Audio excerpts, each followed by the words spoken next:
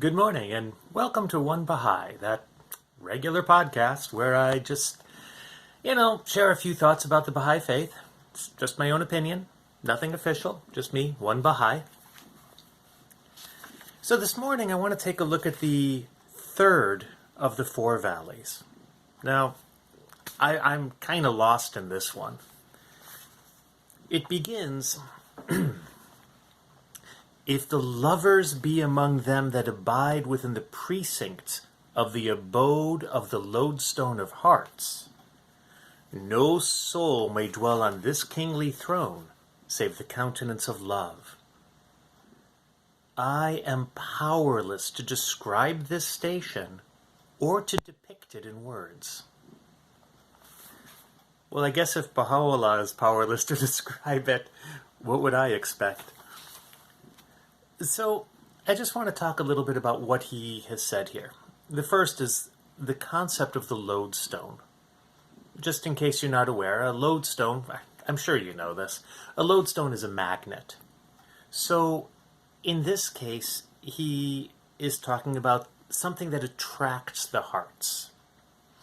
Now, you might remember that the previous two valleys, the first one, you look within to find God. The valley, the abode of self. In the second one, it's the intellect. Through exploring the physical reality, you begin to discover God. Here, it's the lodestone of hearts. The one who is there has the countenance of love, the face of love, the face that shows this love. He goes on and he says, "This plain demandeth pure love and unalloyed affection." I'm not even sure how to begin describing that. Again, I'm kind of skipping a little bit here, but again he says, in this station, neither the reign of the intellect is sufficient, nor the rule of self. Thus one of the prophets of God asked, "O my Lord, how shall I reach thee?"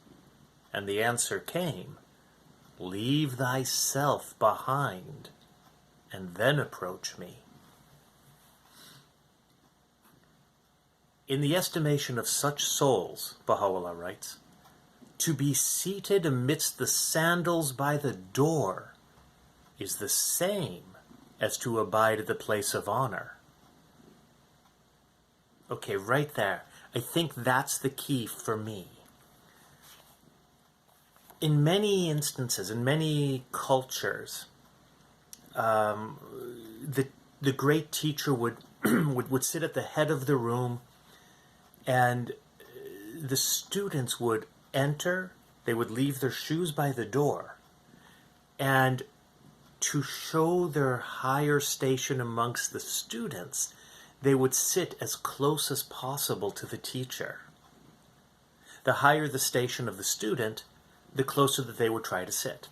It became a way of, I'm not even sure what to call it, egotism, showing a hierarchy, and it was really ridiculous in some ways. Just being in the room, listening to the teacher should be enough. So I'm reminded of the story of Qudus, that great disciple of the Bab, one of the letters of the living. He of whom it was said that if the Bab had been unable to complete his mission, Qudus would have finished it for him. Wow, what an astonishing statement. There are stories of Qudus. He was a student of Sayyid Kazim. Sheikh Ahmad had passed away by then. Sheikh Ahmad and Sayyid Kazim, as you know, were the two great teachers prophesizing the coming of the Bab. So, Qudus would go to the school of Sayyid Kazim, and he was known for sitting by the door, with the sandals, by the sandals. He would sit as far back in the room as possible in a state of utter humility. That's love. He didn't insist on being as close as possible to Sayyid Kazim. He was content sitting all the way in the back. As long as he could hear his teacher, he was satisfied. Now, this is the same individual who, upon first seeing the Bab, said to Mullah Hussein, "That is the promised one. He is the promised one. I recognize him by the way he walks." The love of Qudus was so strong that he didn't need to talk to the Bab. He didn't need any other proof. The very sight of him was enough to convince him that the Bab was the promised one.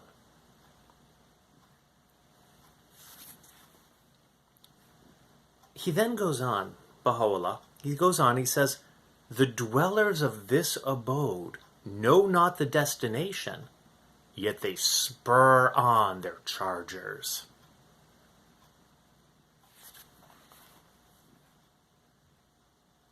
I'm not even sure how to begin describing this.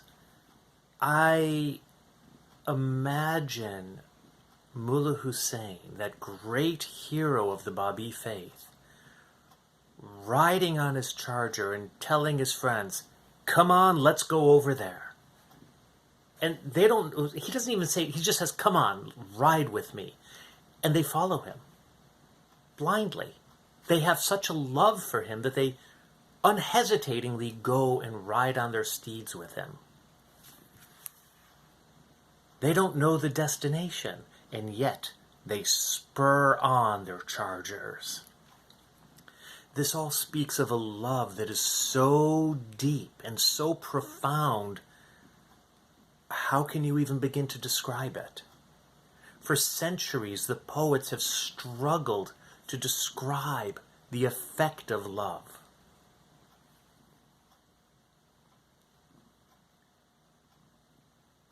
It's almost a madness. Baha'u'llah says, he says in a few different ways, "They find all words of sense to be meaningless, and senseless words to be full of meaning. They cannot distinguish head from foot, or one limb from another. To them, the mirage is water itself, and departure is the mystery of return." It speaks of a love that is so intense that everything else fades, pales in comparison. There's nothing that they can do except be obedient, follow this love. And there are people like that. There are people who have such a strong love that they just act. They don't consider where they're going or what they're doing. They just know that they need to move towards it. So when we see somebody of that nature, then we can speak of the mysteries of love.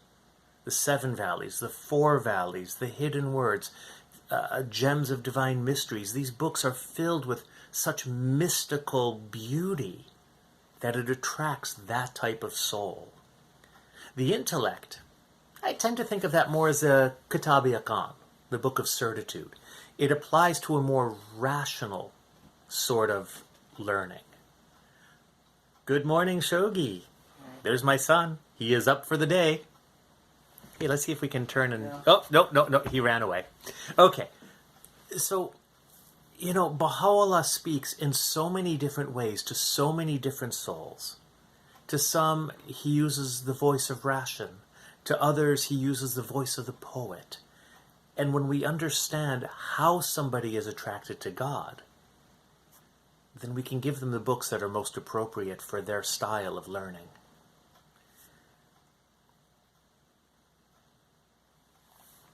In this station, both instruction and apprenticeship are assuredly of no avail.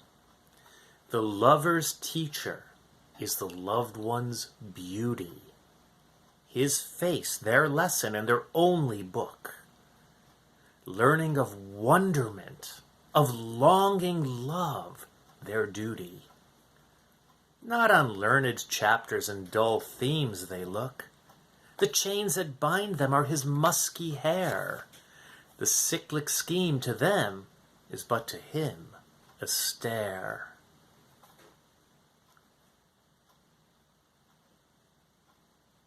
I find, as I explore these four valleys more and more, it seems to me a beautiful guide to helping understand how people learn and how people approach God.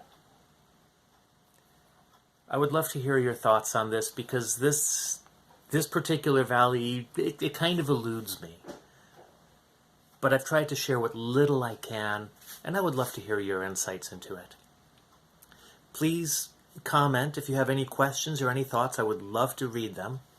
Don't forget to hit the like button, subscribe if you feel like it, and, well, we'll talk tomorrow.